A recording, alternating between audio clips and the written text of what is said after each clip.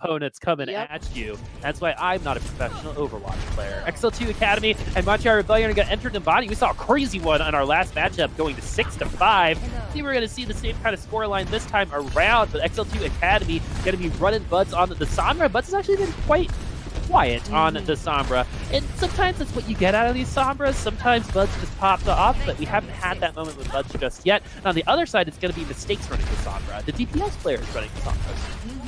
You probably can expect a bit more damage, not just utility hacks and EMPs when you have a DPS player on your Sombra, but right now it is the battle in the sky, consuming both speedily and all of Facility's attention right here, though. The hack definitely going to help ground that bird. And ground it does. Facility onto the Pharah was arguably one of the most impressive things we saw over the entirety of last week, and it's actually surprising that we're seeing it for so little this time around, because it was divine at times last week for Montreal Rebellion. Is Mistake's going to find another kill? This is looking like easy pickings for Montreal. Oh, they spoke too soon. Buds and KSP already getting the return kills. KSP is also hacked. We've seen Sharp do absolute work on this point with Tracer, but it's going to be hard when you can't blink out of the way. KSP does survive. XL2 Academy do have the potential to stabilize that. They do. Montreal Rebellion continue the pattern of initial picks not equaling fight wins. Or initial point presence not ending up in cap. XL2 Academy leveraging their DPS players very well here, and this is kind of the shift in thinking when you have these DPS heavy metas, is numbers advantage is not always a guarantee of a one fight. Ultimate advantage, not always a guarantee. There is so much potential for individual carrying that Montreal got to stay on their toes at all times. The EMP comes through. Facility was trying to do some fancy footwork with those wings. That makes no sense, but he's going to get hacked anyway. XL2 Academy also have the proximity mines from Gig. They have the rocket barrage. OG's already in the air with the Valkyrie, and in no time at all, we're already at 1 minute and 45 seconds for Rebellion. You can only lose so many fights until you start having to play against that invisible 7th player on the field, the time bank. Montreal, though, do have a good opportunity. I feel like I say this every single time. EMP is up, and they got something to combo with it. We just need to find that execution, that follow-through, because Facility has kind of really been cooped up this entire time, but here we go! The EMP OG is going to be the one that hacks. You're going to ground that bird. No way to Guardian Angel when you're hacked, but Gig is also going to get hacked. Next, going to get that initial pick for Montreal Rebellion. They probably wanted more from the EMP. Now that everything is back, it's a 6v6. It's the regular old Overwatch here. Goliath does have that nanospecs, does have that kill on to OG. The rocket barrage is in the back line, but speedily going to take him down. That's one of the most brutal things about having rocket barrage, is you're going to be standing still throughout the cast time, and that makes you such a vulnerable target. Mistakes, though, going to find some targets himself. Montreal finds that first point. Especially back in the day, it was essentially press Q to respawn. XL2 still have the barrage handy. It's a question as to whether or not they're going to maintain this Hammond triple DPS comp on Streets phase, where you can get a ton of value from a Ryan Shield, from a Winston who can exploit that high ground. Looks like they're going to be sticking with it. I mean, Buds is very close to the EMP and speedily has barrage. You can definitely keep Montreal trapped around this first corner with a spawn camp. The Pharah doesn't have as much room to work with here on Streets, but it's totally workable if you're having that rocket barrage, especially there's a Pharah on the other side as well. I do love these Pharah v Pharahs, but the Pharahs have tended to focus on the ground game rather than just missing rockets on each other for 5 minutes, and I think that's been a lot more successful in the end for these Pharahs and their production. Rocket Rush still hasn't come out from it speedily. He's going to potentially get an opportunity here after Max Merritt down. Specs, though, is going to get that kill with that self-destruct. No rocket barrage for Speedily. We've actually seen this happen a couple times to teams where they gab a checkmark after the point ends and they force the comp because other checkmarks are coming. But in the end, it might have been better to switch. But XL2 Academy still in this. Let's Gig finding a couple picks. But once again, Montreal, initial pick with the self-destruct. Everyone else dies after. Yep. Gig has been really consistent with this Hammond hero. Gig and consistency, right? It's great. What? But Gig, especially with this Hammond, it tends to be a very streaky main tank, right? It's very position dependent. If you slam down into a spot where you get immediately stunned, hacked, you're going to be in no man's land with no hope of survival. And so far, he's not only been surviving, but finding key pickoffs late in the fight, supplementing the mobility of his DPS players to search and destroy, essentially. everybody on XL2 is just off in their own little corner of the map, making it really hard for Montreal to find value from these hacks because XL2 plays so separate.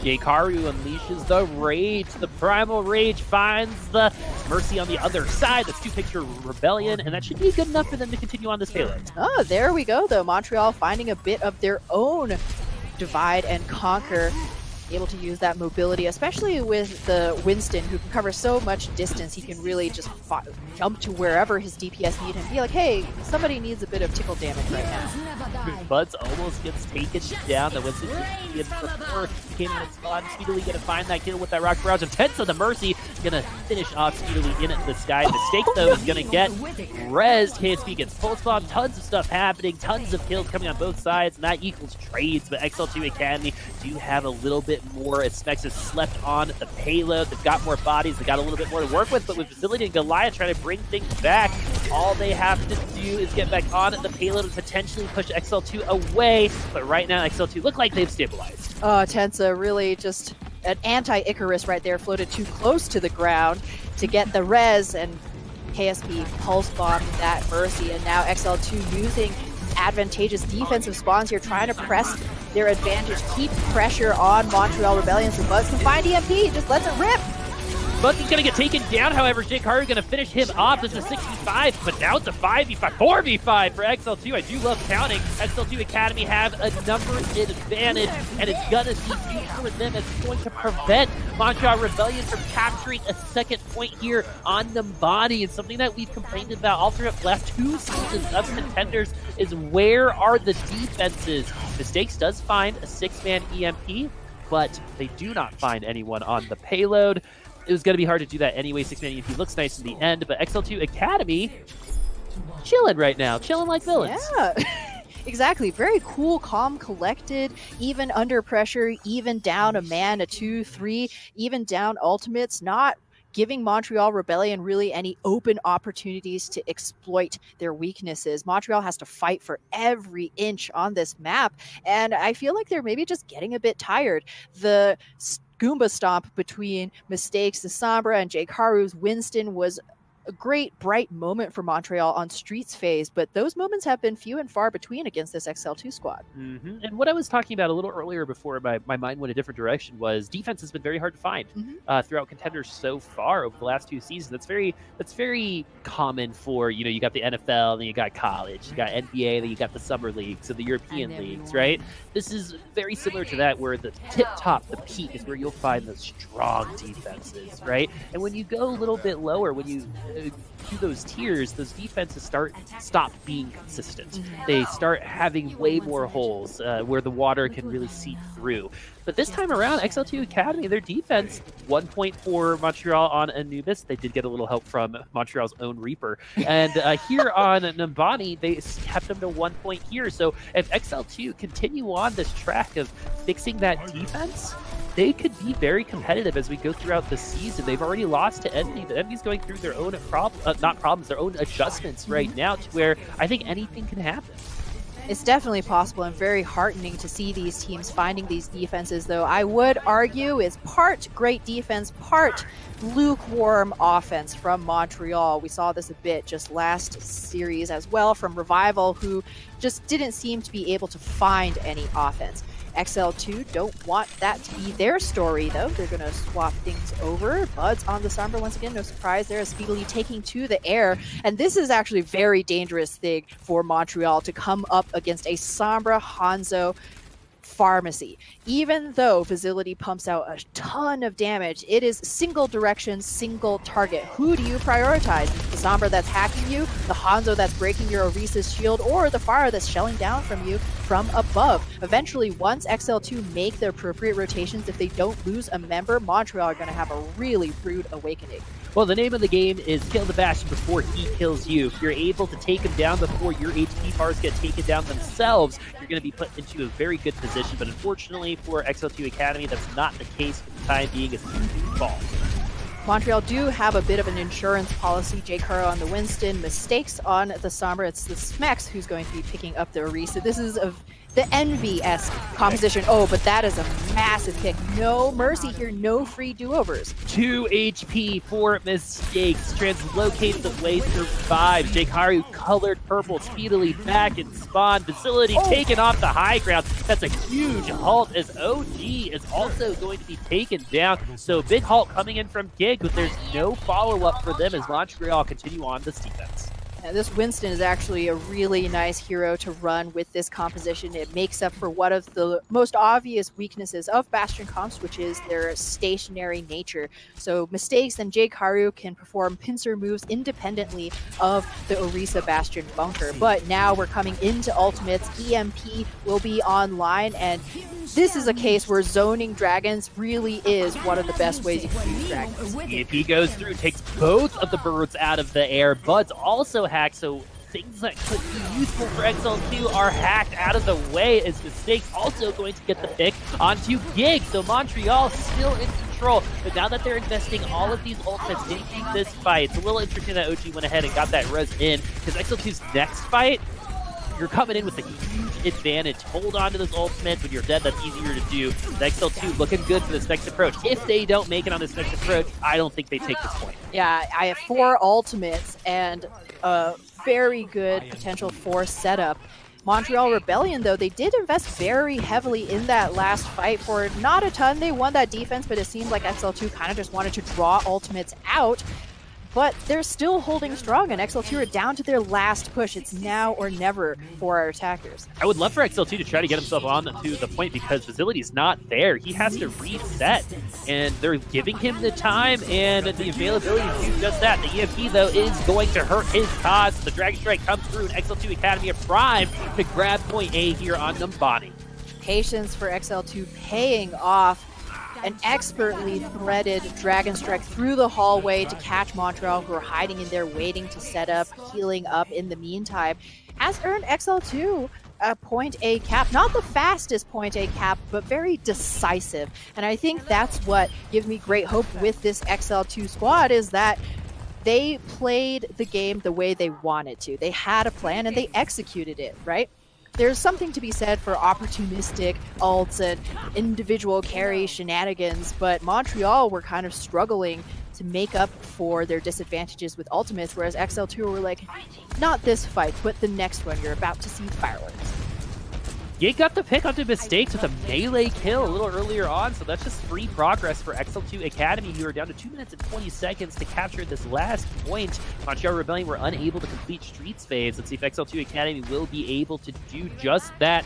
Gig has Supercharger, Hawk 2 also has Nano, some good support ultimates, but they're going to be hacked. XL2 Academy are going to be taking a ton of damage. Jkaru is going to be trying to push it in even more, but he's going to have to hop out, so EMP not doing that much is now XL2 Academy are going to go ahead and let it rip because there's nothing online for Montreal Rebellion. This is an amazing opportunity for them to potentially take the match right here and right now on the Bonnie. I like what Montreal's doing. They're giving them a little bit of space because they have to and they need it right now. But XL2 is going to go ahead and take it right back. KSP, Gig, speedily taking the mech out of the equation. XL2 Academy should be finishing out here and win this series in a surprising 3-0. Close-ish points during the series, but so far, XL2 Academy find themselves on top when it matters. They win the series. Is this potentially going to be our 4th 4-0? It's been a while since we've had a day of 4 in Overwatch. Right, I was going to say, it's been a day of sweeps so far. A lot of these matchups looking very competitive on paper, not turning out to be so in reality. Montreal Rebellion just not really able to make up for XL2 Academy's superior firepower. I think that is really what came back to hurt them in the end. XL2 running Gig for a large part of Numbani as the only tank on their side, and we've pointed out the weaknesses of the solo tank when we watched Revival and Triumph's match earlier on. Lack of point presence, right? It's hard to come back, it's hard to hold space, take space, but XL2 Academy able to make up for that deficiency with just incredible performance from their DPS. That's kind of what you're hoping for, right? If you're running that solo tank, you're putting that onus on your DPS to perform. If you're not performing, then you've just got a ball rolling around on these points, right? There's actually a replay earlier where Gig is just slowly rolling across the objective, then he dies 2 seconds later, and that's a possibility when running a comp like this. So when you've got Gig on the ball, either on you. You've got Speedily in the sky, you've got Sombra, being that mosquito all around. KSP currently is on that Tracer. And so who do you look at, right? When you're looking at the ball, someone is throwing rockets at you. Potentially you're hacked. And so that's why this comp from XL2 can work. But when you take pieces of that away, especially the Wrecking Ball, then you have no point presence whatsoever, and you can work around that. As of right now, Montreal Rebellion having a very hard time working around those objectives. And one of the most interesting things that I think XL2 have been able to exploit with Montreal is their backline vulnerability. Goliath is essentially on the ground by himself at any given time. Say Smex is off fighting speedily in the air, Jkaru is diving XL2's backline, then where do you stand as a single Ana, right? You really have to fend on your own, and we saw a little bit earlier, Gig was really able to exploit that, going into the back, pile driving down onto the Ana, taking her out of the fight really early on, so all of Montreal's forward aggression is for naught since they've lost all of their back support. And XL2 running just an Ana and a Brig, that's not a ton of healing, but when you're running triple DPS, that's not a ton of HP. So just a couple hits with that healing from Haku is all that these DPS players need. Focus the rest on Gig, who's trying to maintain presence on that objective the whole time, and OG can throw a utility pack in there when necessary. XL2 running this comp very, very well. So far today, the best 3 DPS comp that we've seen at least in the second half. And Montreal Rebellion having a really, really hard time dealing with any part of it, especially post-Anubis. Indeed, Montreal gonna have to think long and hard about where they want to focus, where they want to prioritize. We haven't seen a ton of amazing EMPs from mistakes either, and back in the day with GOATs, if you decided to run a Sombra, it was all about the hacks, all about the EMP game and finding value from that ultimate.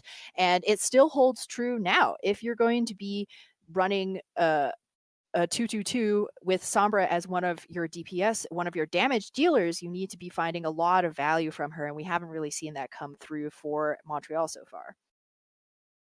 Mistakes has gotten a couple good EMPs off. Visility has had pop-off plays, but they don't seem to be coming at the same time. They need to smooth that out just a little bit more, because it's obviously there, and it's been there before. Montreal Rebellion came into today competing for the second place spot that now is owned by XL2 Academy. And by the way, what a nice turnaround for them. Yeah. A lot of adjustments were made coming into this season, but the adjustments were made, and that's what's important if you're an XL2 Academy fan here. Montreal Rebellion also making a ton of adjustments, finding more success, at least in the regular season this time around. And so it was a cool thing seeing these two teams come together, potentially fighting for the second seed, because they were bottom dwellers in their group last season. Exactly. They know how it feels to struggle, to have to rebuild your roster. And now Montreal going to see if they can take a map off of XL2 Academy, or if it will truly be a day of sweeps. The 5v5 now, though, is KSP gets a kill on the Visility, but Goliath gets one on the Bastion on the other side. And what XL2 Academy is looking for is just to pop up shop and stay there for the rest of the round, but they've already been forced to rotate away. OG's on the Batiste, a character we rarely see in Contenders just in general. Let's see how effective it's going to be, because I like the idea, but as of right now, with OG dead, XL2 Academy are probably going to be giving up this first point here pretty soon, unless they continue to get more picks. But this is a very quick mail coming in from Speedily.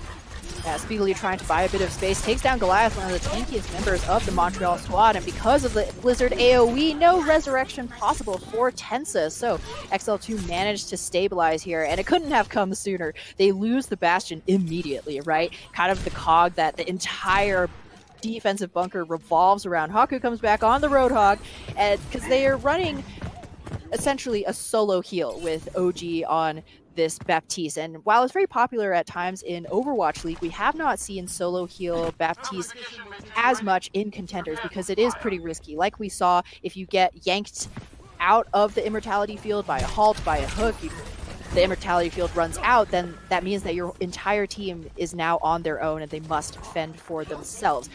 Easier for characters like Roadhog and May, but Gig would be dead. Big EMP, that's all 6 of them, so XL2 Academy should be winning this out, only needing 1 ult.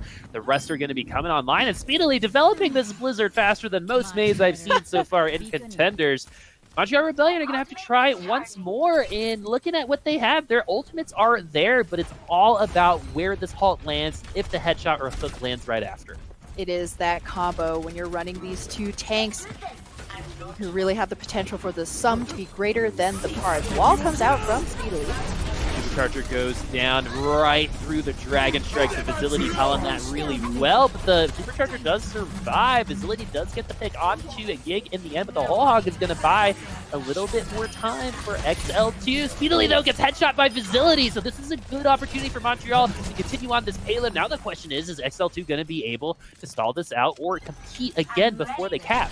May not happen since wall hacks are activated for mistakes. KSP can only watch through the walls as his team is likely going to be forced to give up this point. Hey, Bud's racing back to the point. Haku, not you too. you didn't learn your lesson. It was against this team. Let's see what happens. So he's just going to die. So XL2 Academy investing those ultimates because they have to. They're probably going to be switching a lot of these characters going into the distilleries. Montreal Rebellion, with not that much time to spare, are going to cap. They do have 3 more minutes to get through distillery. Yeah, and they do cap the point. It was definitely not a guaranteed thing when they came up towards that point A, so Speedily is going to swap onto the Vegeta. Back to jail for you. Montreal Rebellion trying to clear a bit of space here, own the high ground. Much easier to hook from above, but XL2 Academy gonna swap to the Sombra Goats. So Montreal just need to continue to find these picks, which are going to be, I was about to say, a little bit more difficult against so many tanky bodies, but hey. But hey, exactly. Montreal Rebellion are going to continue Mistakes on happens. this payload. And XL2 Academy, in my opinion, are running the tip-top comp for this part of Havana. You just got to get it going, and Buds is a really great way to get it going. This EMP can be big, but Facility going to go ahead and use that direct strike. Beautiful halt coming in from Jake Haru as well.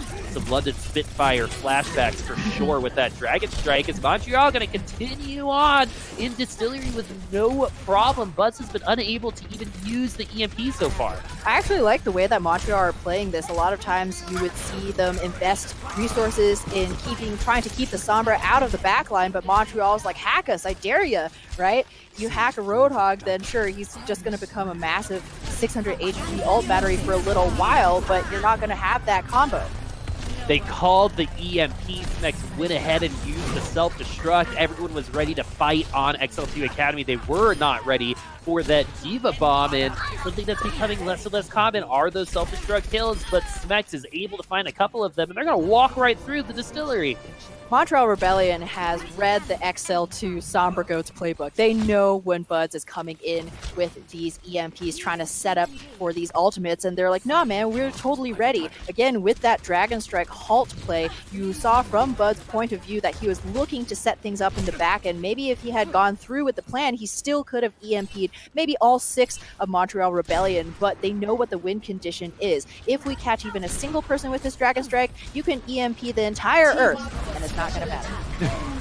So now they're going to go ahead and use their ultimate OG, using the sound barrier to keep his team alive. They've already dealt with the Supercharger, but the Dragon Strike is going to deal with XL2 as Gig and OG fall by the wayside. I'm sure there is a halt to help with that as well. Speedily, though, going to get a return kill, and Speedily going to go ahead and just aggress upon Montreal Rebellion, who are losing members as we speak. Haku getting another pick.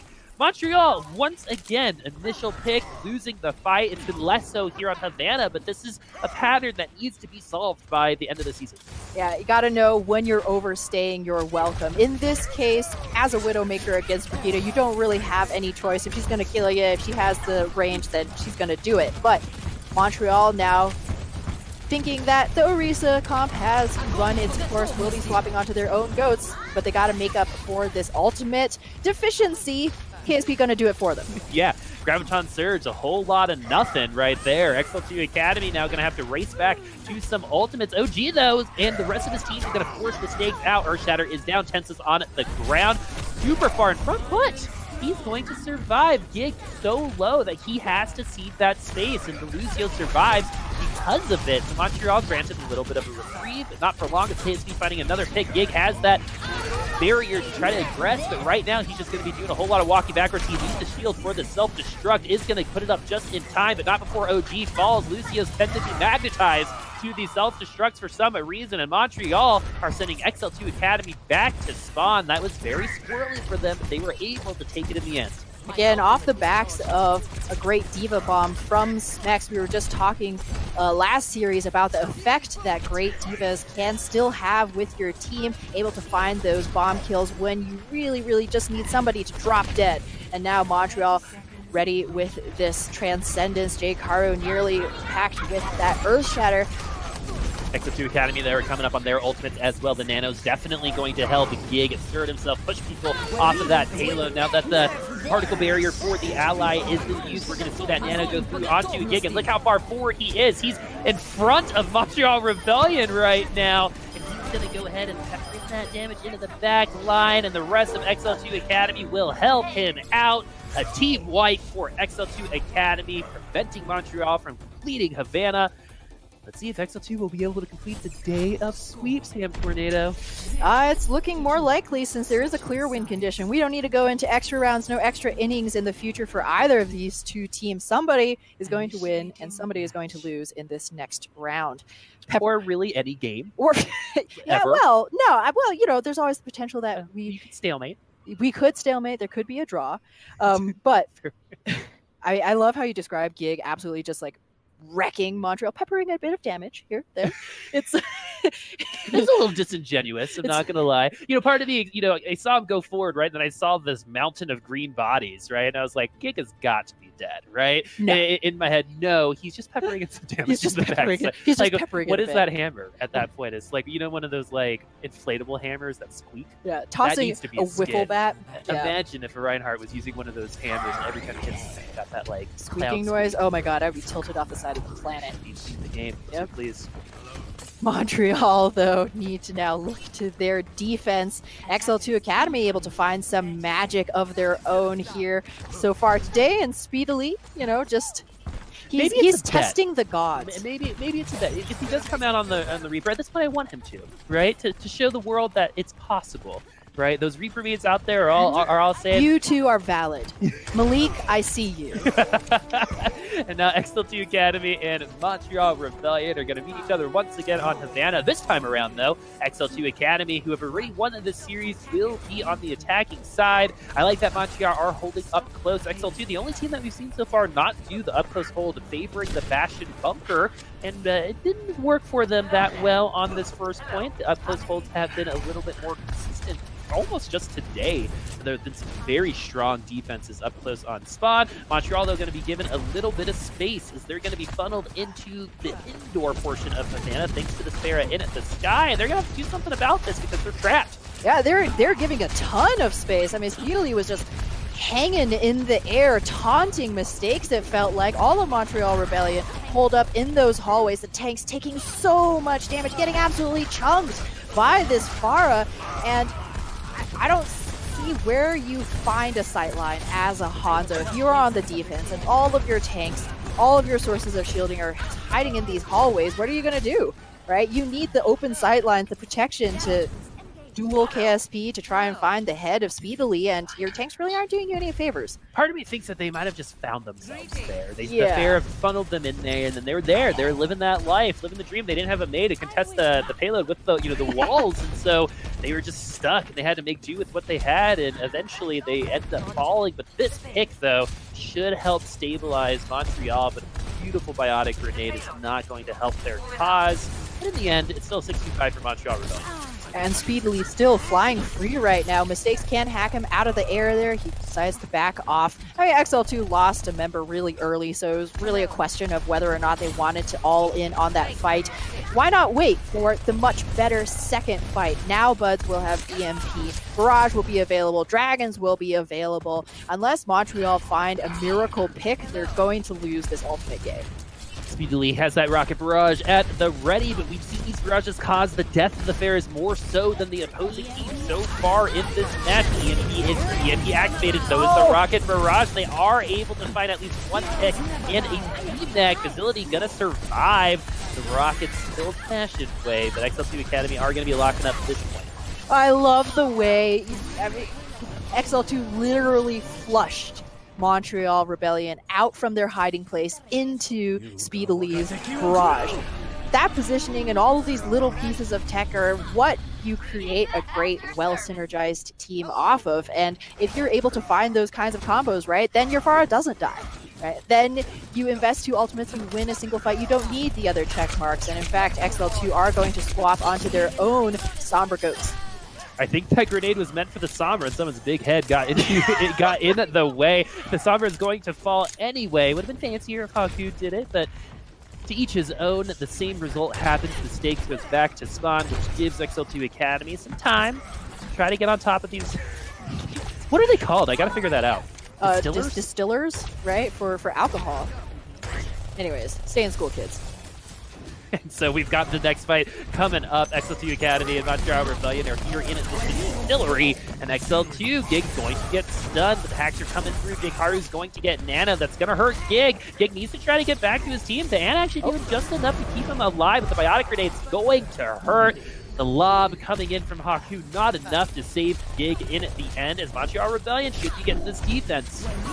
Haku's been on point with these sleeps. I've said it before, I just wanted to say it again. Bought his team a ton of time by sleeping and wasting Jikaru's Primal Rage. Nano, though, might have been a bit over-eager since XL2 don't look like they're really in any position to maintain that momentum. And indeed, now they're just going to do it the old-fashioned way, maybe with Bud's EMP or not, as we have a bit of a pause here. So both teams primed, packing that EMP.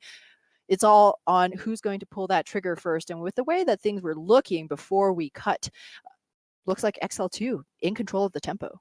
Yeah, the payload was moving, so they were taking that space away.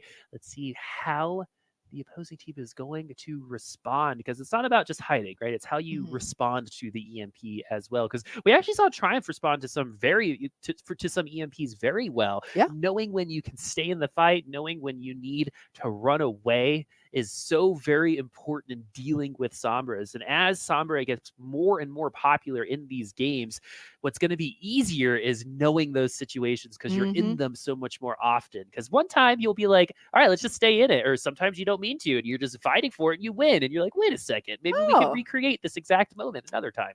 Exactly. This is really where experience comes in and is kind of the crucial defining factor between the various levels of play, the various tiers, I would say, because we have the incredible talent on unsigned teams like Triumph coming in to Contenders proper, and there's going to be a learning curve simply because you haven't experienced this level of play. It says nothing about the caliber of the players, the ability of the management, the coaches, the team.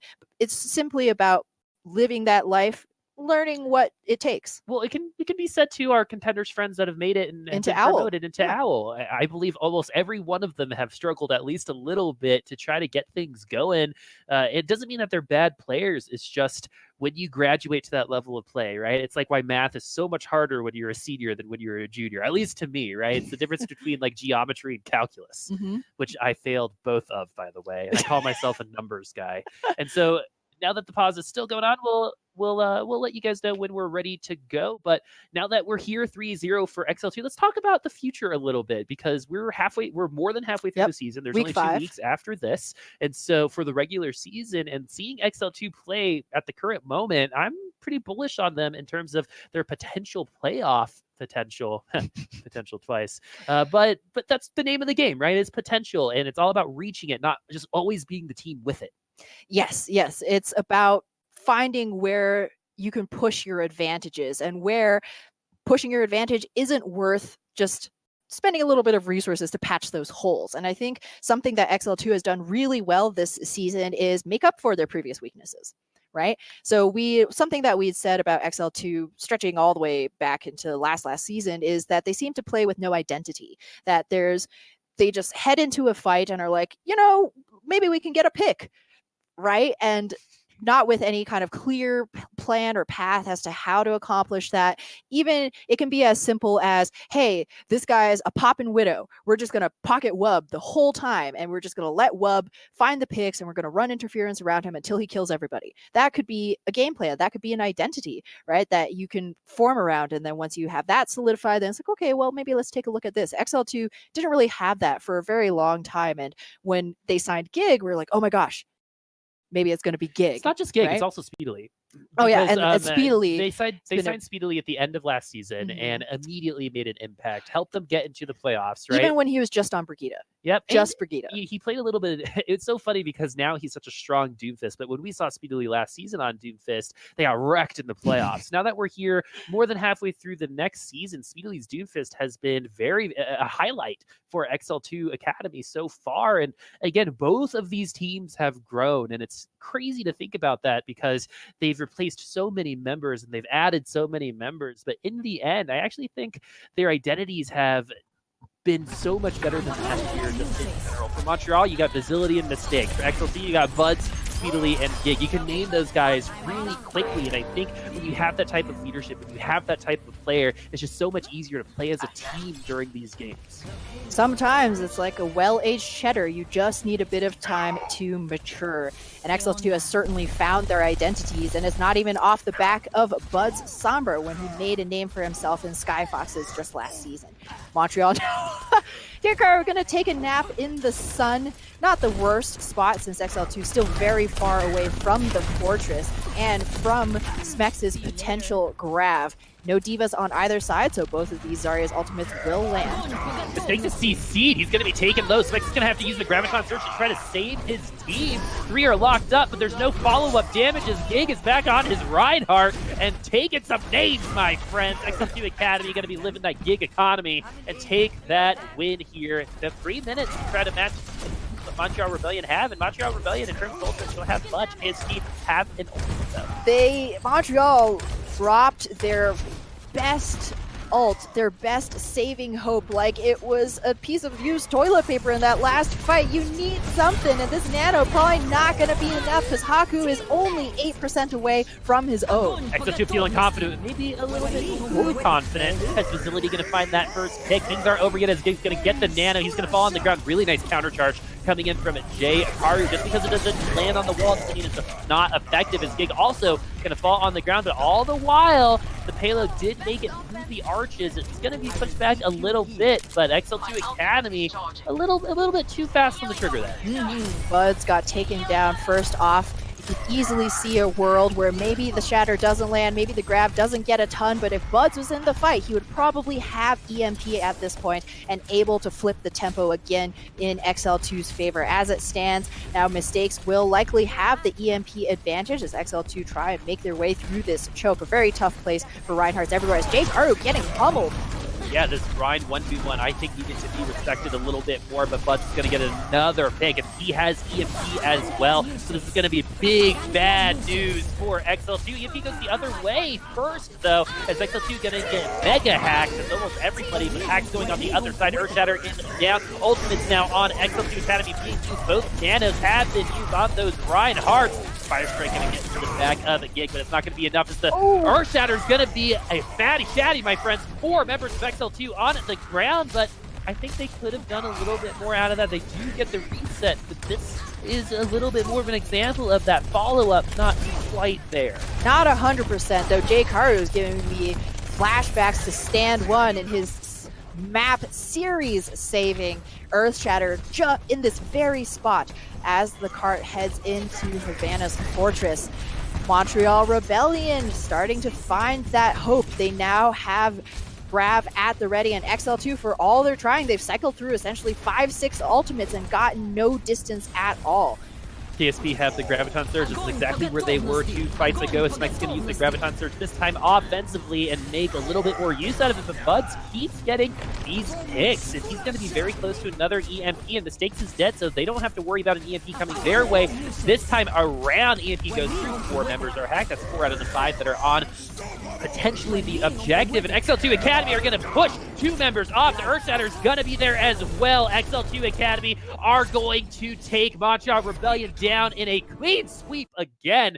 That is 4 4-0s today. It's the day of sweeps in Overwatch Contenders on Monday, week 5. It's sweep day. And unfortunately for Montreal Rebellion, who started to really find their legs towards the third part of that map, was, you can rebuff the attack one time and again and again and again, but it only takes one good ult for XL2 to walk through because they had so little distance to cover. And that time around, it was a great EMP that really just shattered all of Montreal Rebellion's chances to use any of their abilities, any ultimates that they might have still had online. Well, that's going to solidify XL2 in that second spot.